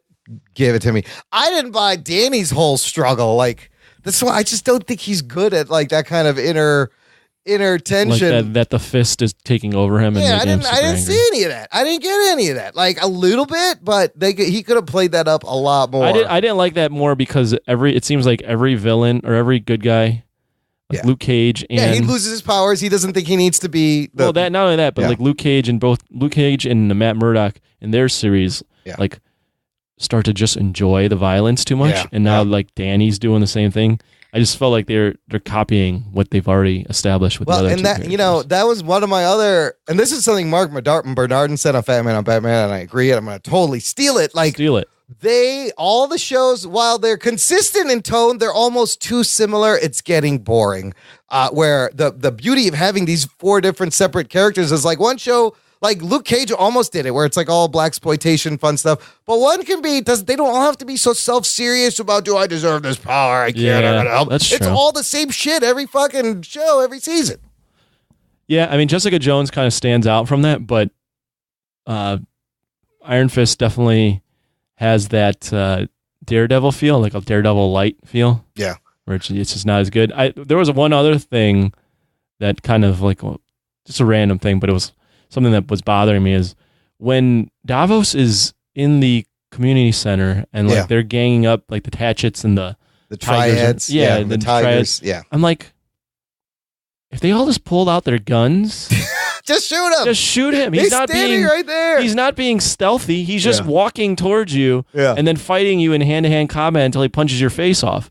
Like the one part where the guy like closes the door and like, fights the guy one-on-one. He takes his jacket off. Yeah. I mean, that's cool, but I was like, dude, why are you fighting him with swords? You got guns. Just shoot them. He's got the Iron Fist, but you can still shoot the motherfucker. He's not gonna be able to dodge a million bullets coming at him. Yeah, that was the only thing. I was like, why is he this like fucking murderous Terminator? Like he's not being. It wasn't like he was hiding in the shadows and like stealthily picking these people off. He's literally like the Terminator. He's literally walking in the front door, killing everybody, walking out. Yeah. I don't know. That was the only thing that makes sense. He punched that dude Among and other exploded things, his but that one- head. I mean, that was kind of cool. That was crazy. So let's talk about the ending and where they left us for season 3. Danny gives up the thing. So Colleen is now protecting Harlem and Hell's Kitchen and Here, New York, let me whatever. run through it. Yeah. Because I remember it. Yeah, you just saw it. So Danny has given up the fist. Yeah. And he is moved or temporarily relocated to Asia with Ward. With Ward, who he talks him into going with him. Who he talks to because I love that. He wants to find out more about the history of the Iron Fist. Right. Specifically that body. Who shipped that dead body the dead to body Davos? that Davos used, yes. Yeah. Ward, since Ward is with him, has a baby that what's going to happen to that baby? That his baby mama won't let him father because he's a complete fuck up. Yeah. He tried to make right, and she's like, nah, it's fine. Colleen Wing is the only Iron Fist, although temporarily, as we see Danny now has the Iron. Colleen Wing is now the Iron Fist in New York, and she can use that fist to then put into sword. her katana. Yeah. So she's now the protector, and she has become officially a daughter of a dragon because she has the dragon in her, which is the Iron Fist. Yep. And it looks like she was also directly related to the first woman Iron Fist. Yes, there's a lot of cool name dropping here. So maybe it becomes to the realization that maybe Danny's destiny isn't not to be the Iron Fist, but it is actually Colleen's destiny to have become the Iron Fist. It is not chance that they met, but it is now fate that Danny was the one to pass along the Iron Fist to her. I love that. That was great. The Pirate Queen of Pinghe Bay, that story. Defeats the Steel Serpent. Yeah, it's Wu Aoshi, which is a female Iron Fist from the comics. So and I also, like that was cool. And at the end, they name drop Orson Randall as the guy who shipped the body. He was the first World War I Iron Fist. He was the first foreign Iron Fist. Oh, the first foreign. He is the Iron Fist of World War I. So my question is, how the fuck did he get the Iron Fist back? And now he can transfer it to bullets? What was the fucking 2 guns? The guy shoots at him. Danny Rand has 2 guns and he Iron Fists the bullets to stop the bullet in midair. I think I read online what the shit was that? Orson Welles. Orson Welles. Orson Randall. Orson Welles. The aliens are coming. Yeah. Orson Randall.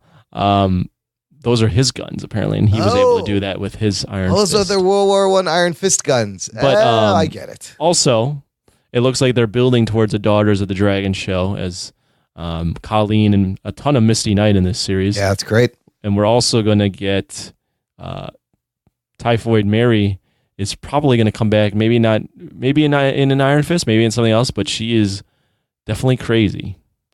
And there's a third personality to her that's coming out. There's a third alter in there. I would love to see a Daughters of the Dragon. Also, remember, was it Louis Paz wrote in about Blind Spot? Sam Chung was in the show. He was the guy at the community center. That was Sam. Remember, she's like Sam, the guy running the center. Oh, I think that's Sam Chung. So he could possibly. Sam Chung? He turns into this superhero Blind Spot that works with Daredevil. He's from Daredevil. Also, Typhoid Mary, Daredevil character. So they're pulling a lot of. But it felt like a lot of the same world. I kind of love the crossovers. Like in Luke Cage and this, you see Simone Missick and Colleen Wing. I was just wondering what the Rand. hell Simone Missick is doing in Chinatown. She's supposed to be in Harlem. Look, dude, you take a fucking train down, it's fine. There was some. I mean, I like Simone Missick. She needed some Mushu pork, and she ran into them. I like Simone Missick. There's a lot of weird though. How the fuck is she able to cover this much for them? They're able to just capture Davos, and she's just gonna be like, okay, and now I just take him back to your apartment, and I'll trust get you. him out of here. I'll cover or for you guys. She's cool with just Joy Meacham and Alice, or not Alice. Yeah, there was some illegal shit going on there was so much illegal shit that she was just cool with, like Mary just being in their apartment, and then she's going after Davos in the warehouse, but she goes in by herself. It's where's the back? What are you doing? Why don't you just bring it in the back? Why are you trying to be a hero like this? And they wanted to make her there was a chief lot of weird police. stuff. Please. There's still, the writing is better, but it's still there's some questionable dialogue. Yeah, and there's more just when you think about it, you're like, wait, but that doesn't make any sense. Some of it doesn't. doesn't make sense. Like, You know who we didn't see that we're not going to see? Rosario Dawson as Claire Temple. I think she's done. She's done with the whole they universe. mentioned her, and they're like, "Oh, she's not around." Yeah. Her and Luke Cage had a falling out.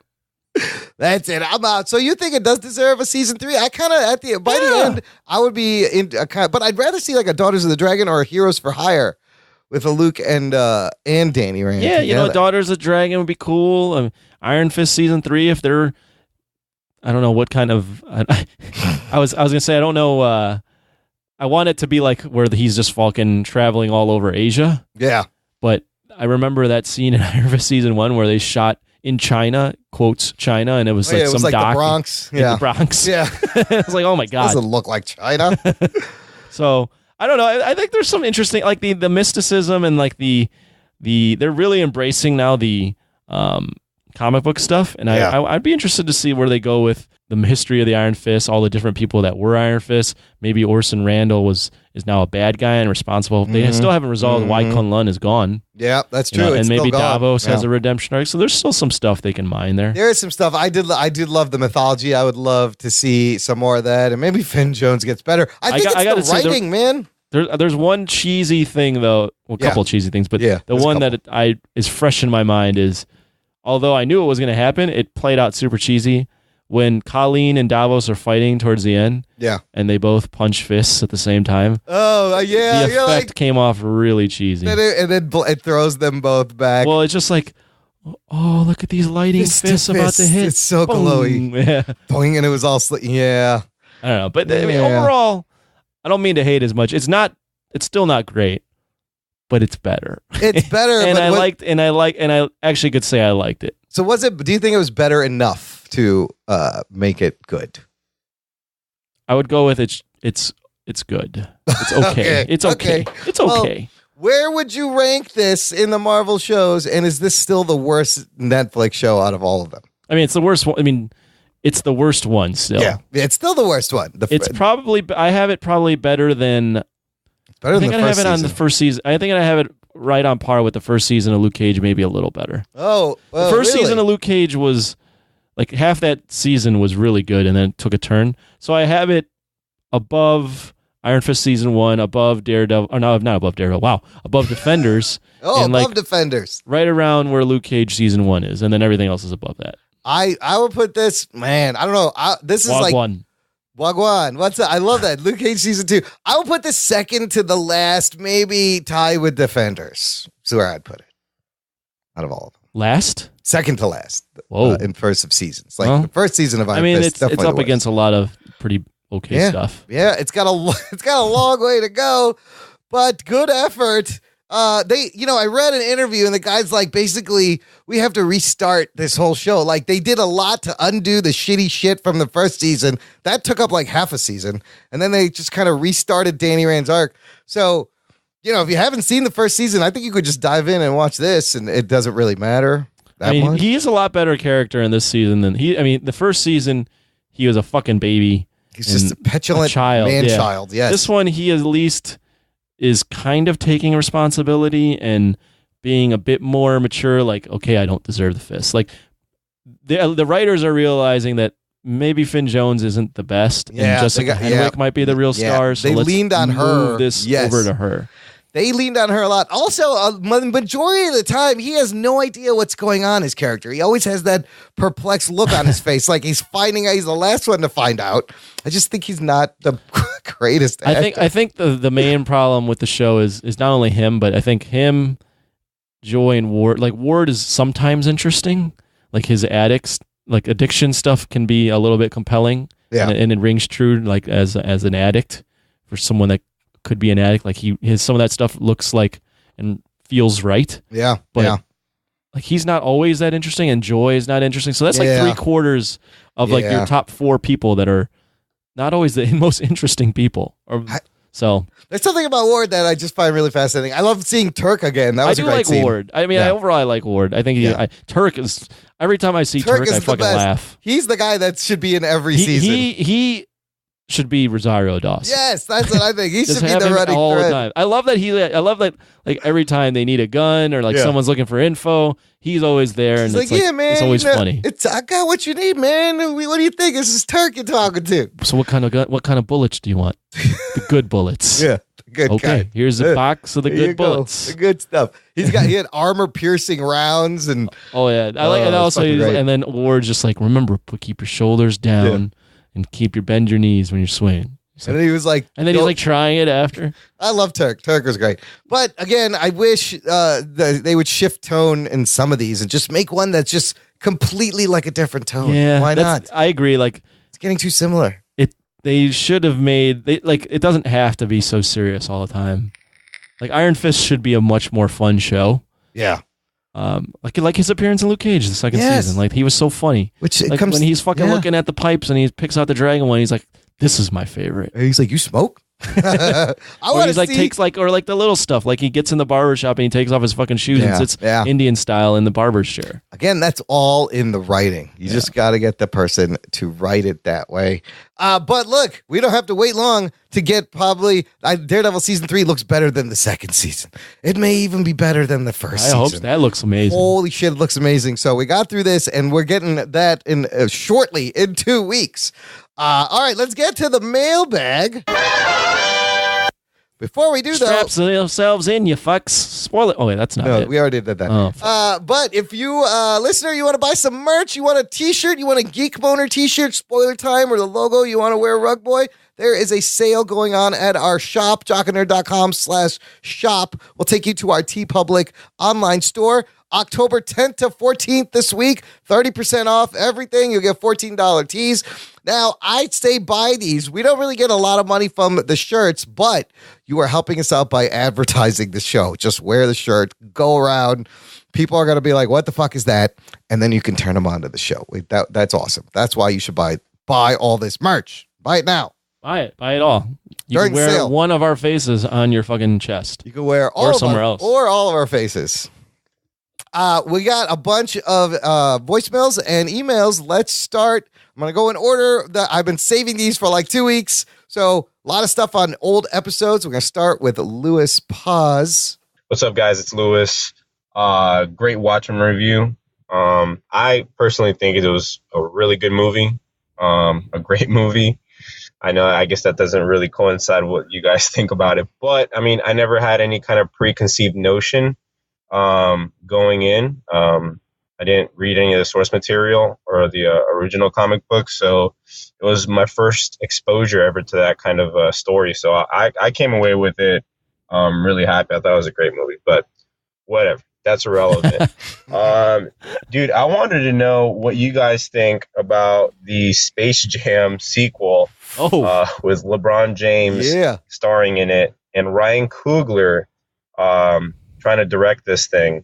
I just think it's kind of crazy because I didn't think we live in a world where Bugs Bunny and the Looney Tunes were still relevant. I mean, for me, sure, of course, nostalgia, no problem. But in today's day and age, I mean, I don't see them being relevant with. I feel like if I ask a 5-year-old, hey man, you know what Looney Tune who Bugs Bunny is, and they're gonna be like, what the fuck are you talking about? Thanks for the comment, Lewis. Coogler isn't directing. No, producing. He's producing, but it does star LeBron James, and it's a remake, and it's being directed by. I don't know if it's a remake or a sequel. I don't really know. Or a requel. Yeah. Terrence Nass is directing. I got some thoughts. What do you think about? Here's what. If you wonder what Coogler's been up to, this is what he's doing. First off, as far as Watchmen, appreciate the feedback. I actually didn't have any preconceived notions because I never read the comics, so just want to clarify. I don't think it was directed towards me. I think it was you and Ruggs. So well, I like that. That's what he thought, having not read the comic, because that's what I was really curious. Like, what would someone think if they never read this? Well, and you it heard worked. my thoughts. Yeah, you're right. Yeah, well, that's true. But it worked better for him, I guess. And I can see how you can really. It's like that one movie. of those movies where either you really liked it or you maybe you weren't so hot on it. Zack Snyder, do it every time. Space Jam. This movie's been like rumored forever. Like LeBron. So for you, Imran, Michael Jordan, best player of all time, biggest icon. Like LeBron James is I've heard of him. a bit like almost is basically second now. Okay. Like he is the guy. So like they've been rumored to like have a LeBron James Space Jam movie for a while, probably 4 or 5 years. Right. So it's finally happening. 2015 they've been talking about like, this. I agree. Like Looney Tunes, what the fuck? But shit, man, if they're ever gonna make a Space Jam 2, LeBron is the guy. I don't know what kind of fucking actor he is, but all-time great soundtrack. Space Jam is a big part of my childhood. I enjoyed that movie as a kid, so the nostalgia factor might be nice for me. Yeah.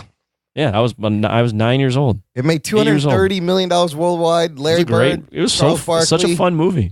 So, would you want to see cameos from other? There's of course going to be more basketball players in it, like the first. I would movie. love to see. Who would you put in there? I mean, you got to have Michael Jordan in there. Oh, as a cameo. You need Jordan cameo. Yes, but you got to do it with modern. Like so, the first Space Jam had Charles Barkley, Sean Bradley, Patrick Ewing, Larry Johnson, Muggsy Bogues. You got Bill Murray, Larry Bird. You got to have Bill Murray was in it. That's right. Yeah, you got to have a lot of the like the famous people. The famous players from right now, like who's that?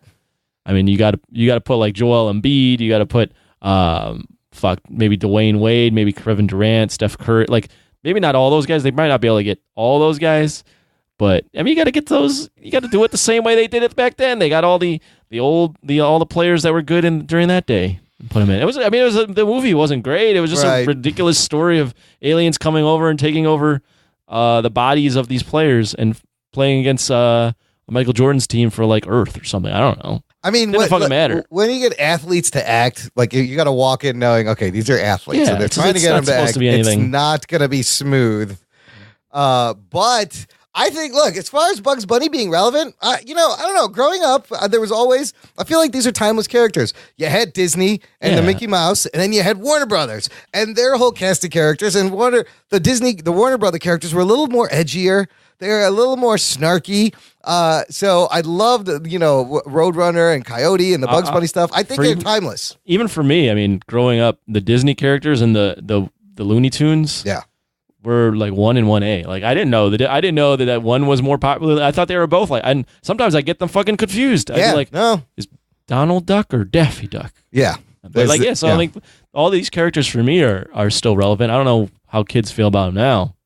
I always loved it. It's like it was kind of like Disney and Marvel. It was Warner Brothers and DC. Like the Warner Brothers was a little like it was meant a little more for adults, more inside jokes, and it was like a little dig at the wholesome DC characters at the time. So I'm sure they played like Warner Brothers cartoons on TV all the time for kids. So I still think they're you can make them relevant again. Very timeless. Also, I read Michael B. Jordan starring in a new Tom Clancy Rainbow Six film series, which that sounds kind of cool for Paramount. What's that? Michael B. Jordan is going to be in Tom Clancy. I totally blacked out on that one. You know what? Never mind. Moving on. I got an email from listener Josh McLinney. It's kind of long. We're going to pause. He goes, "What's up to whomever is listening?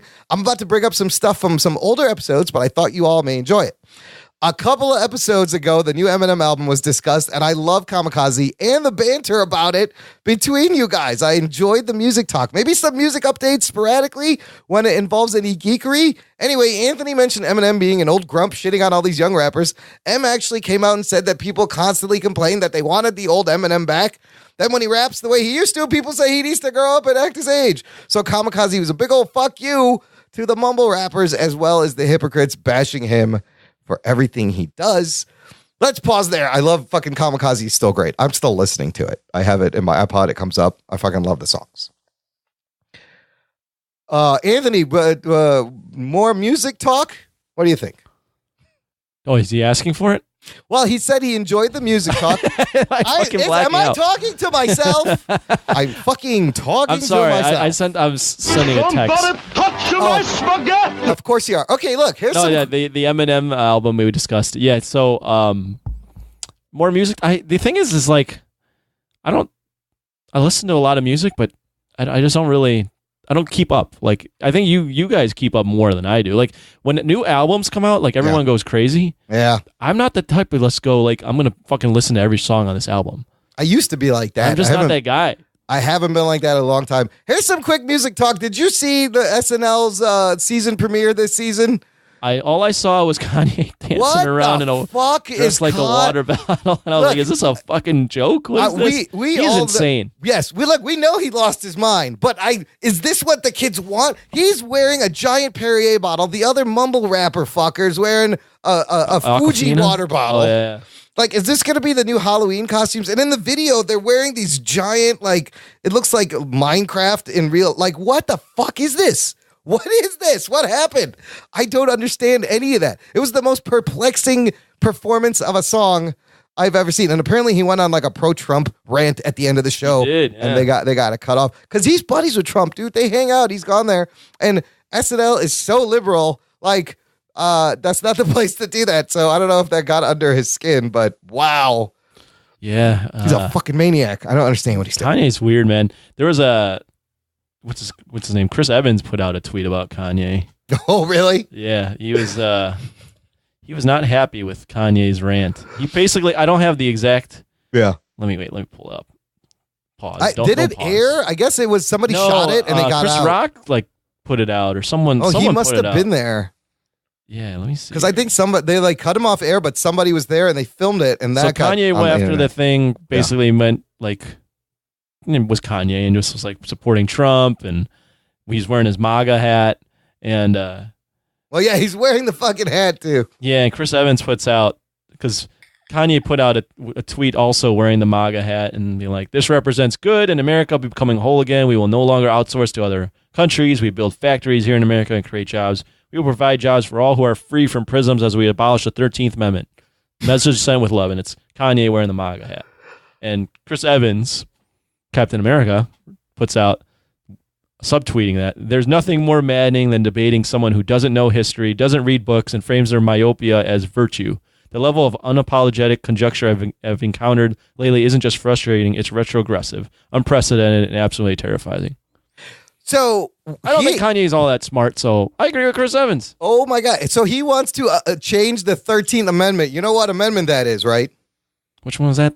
It's the fucking slavery amendment. Oh, yeah. What is he doing? He wants to change the slavery amendment. Kanye is one of those guys that can't put together what's really going on in his head eloquently. Or is he and thinks he's smarter than he really is? Or is he really a genius and none of us are smart enough to fucking catch up with him? No, I think not. I think he can't put together coherent thought. He can't put together what's going on in his brain coherently, and he thinks he's using then it just comes out and like smarter than everyone. I think he actually believes he's smarter than everybody.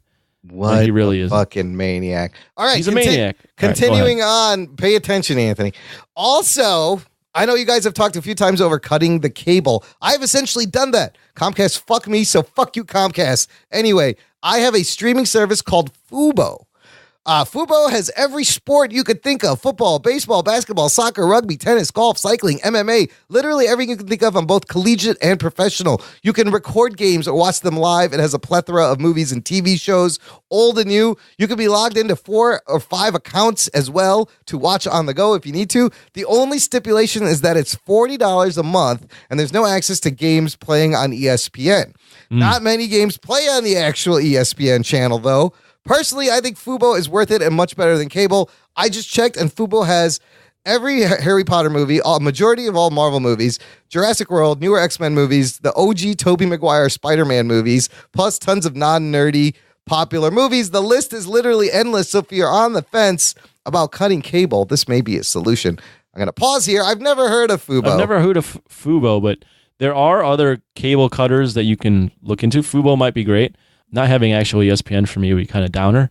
But like YouTube TV, YouTube Live, yeah. No, YouTube TV has a lot of great channels for like $40 a month, or you can DVR as much as you want. Also, one of my coworkers told me about this, but Sling is another good option for you. Oh yeah. I've heard of that. It's like $25, or there's like $25 option, a $40 option, $40 more channels. So I mean, this is all. I'm definitely, when I move out of my roommate's apartment, because they're married, and and I feel like now I'm just there. That's not your parents? No. I'm talking about my actual roommates who are married. Roommates. And like when I move out, are you gonna have cable? That's what I'm thinking. I'm thinking I might have to cut the cord and just go to like one of these streaming like bundle cable sites along with like Netflix and HBO on demand and like a couple other things. Dude, quick side tangent. Fucking Xfinity Comcast. I have Xfinity. Tuesday, I called them, but our service wasn't working. The box wouldn't reboot. I unplugged it. It's stuck in a loop. I call them Tuesday. She sets up an appointment for today. I took a half day off of work so I could be here between 3 and 5. When I get home, I call 2 days later. So it's 2 days later. I call today to check. The lady's like, I have no record of your conversation ever happening 2 days ago, and there's no appointment. And so now they're sending out someone tomorrow. I was like, fuck you. Did I imagine this? And I was like, I fucking talked to somebody. She's like, I have no record of any contacts for, since like 3 months. It's like, the fuck is going on over there? So Comcast sucks, and I don't know. I should cut it, but I'm so used to it. But yeah, that's the only thing with me is I'm just so used to having cable. Yeah. But when I think about it, I don't watch all that much cable. No, you don't watch any of those channels. Okay, last paragraph from the same email, going back. Last thing I want to talk about is the AMC Movie Pass, Josh says.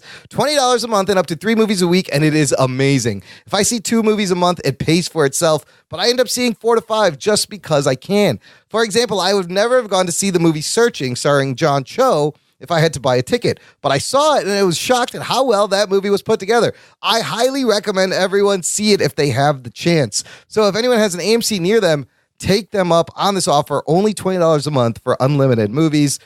Pause. I just found an article on the Hollywood Reporter. AMC Theaters movie ticket subscription service.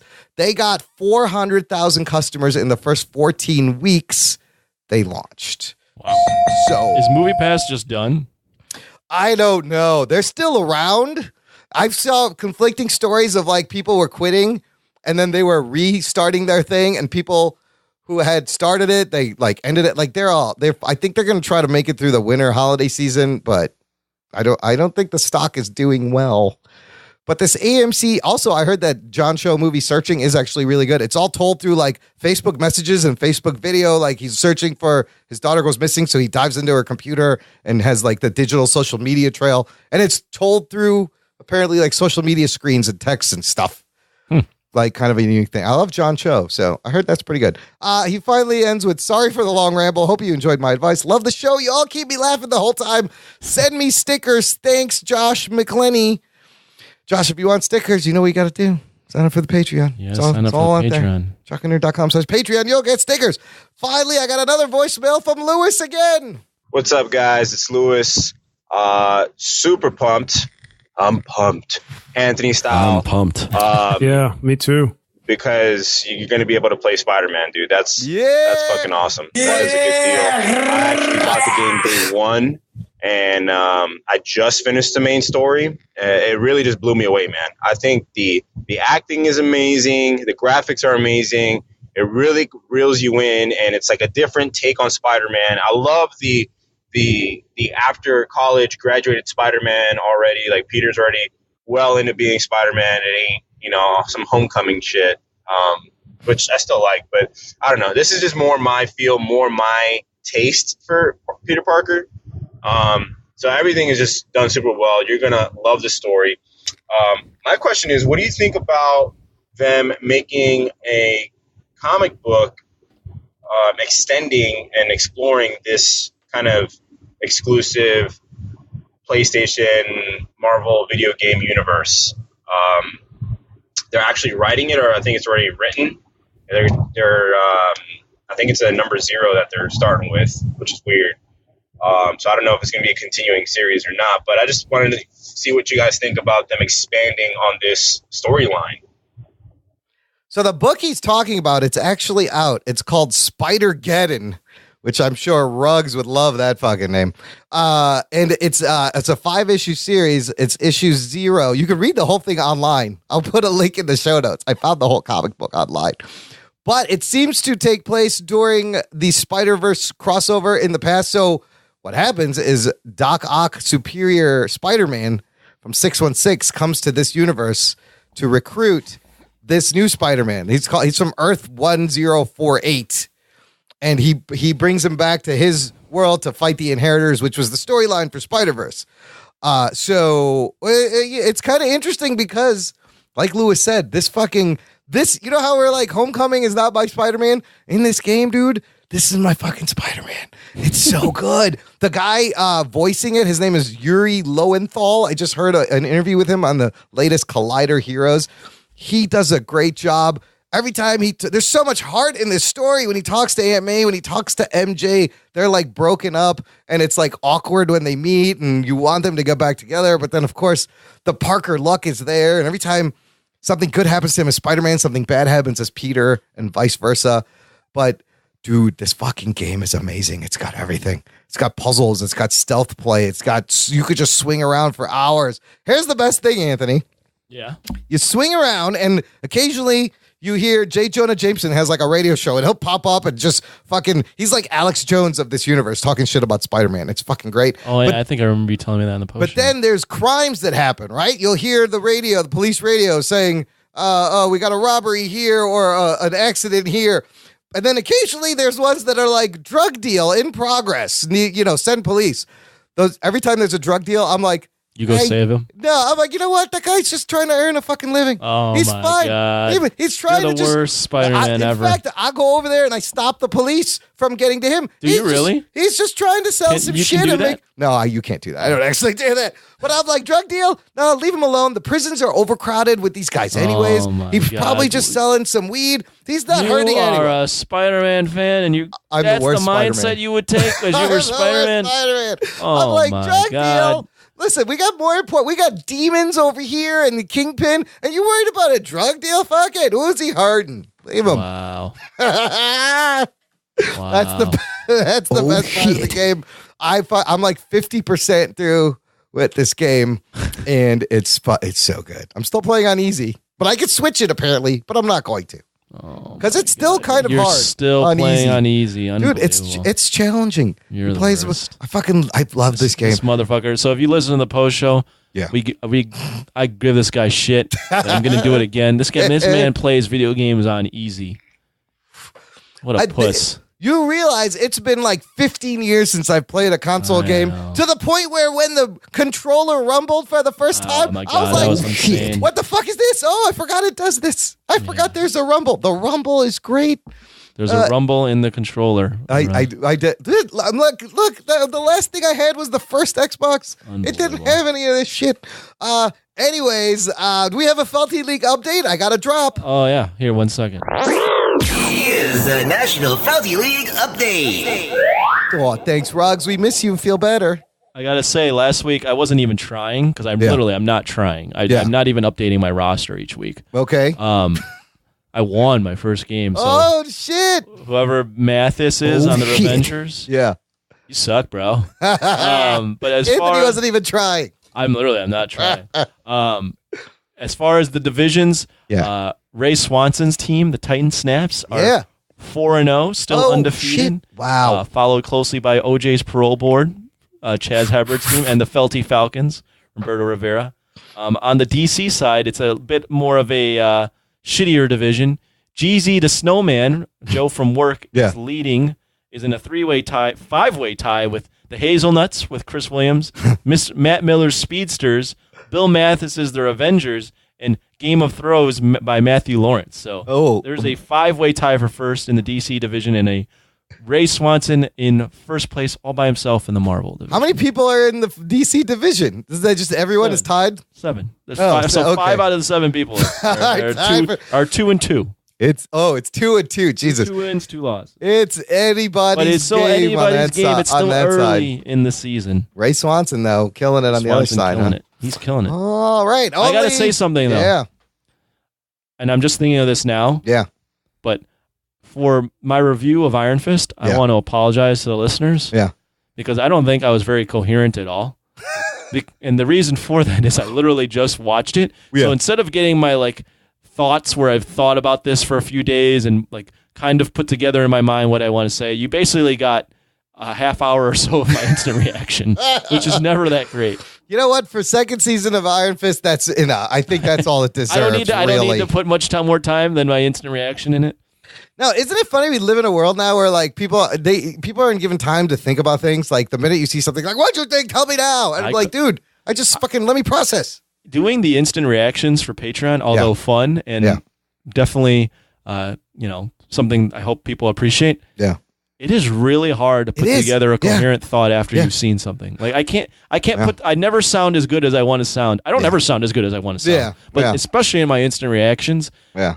My brain is still like firing at like such a high speed that I can't even think and put my words together. I realize that it's kind of a weird thing. Like it's just destroying kind of like criticism and reviewing. Well, and also it's like a weird moment because what you say in that instant reaction, even though it's going to go online, it's going to change. It's going to definitely change. Like once you immediately, think about it. the minute after you say it. Now I give it at least like 20 minutes or so to like kind of process instead of doing it right away because your mind's in a weird. But sometimes, So, listener, if I sounded like more of an asshole than usual, it's because it's just. But it's not like you just watched the whole season. Like you've been watching the season. You just finished the last episode. Yeah, so that's true. Listen, that's all that show deserves. I think we did. It's fine. All right. I feel bad. For Daredevil, we'll do better. We'll do better for Daredevil season 3. I don't feel bad. You don't feel bad? Fuck it. Okay, finally, Anthony, I got more iTunes reviews. Oh, nice. Yeah, Let's whack off. Let's whack off. Look, you said if you leave them, we will read them. Hell yeah. We're going to read them. This one comes from DJ B-Top.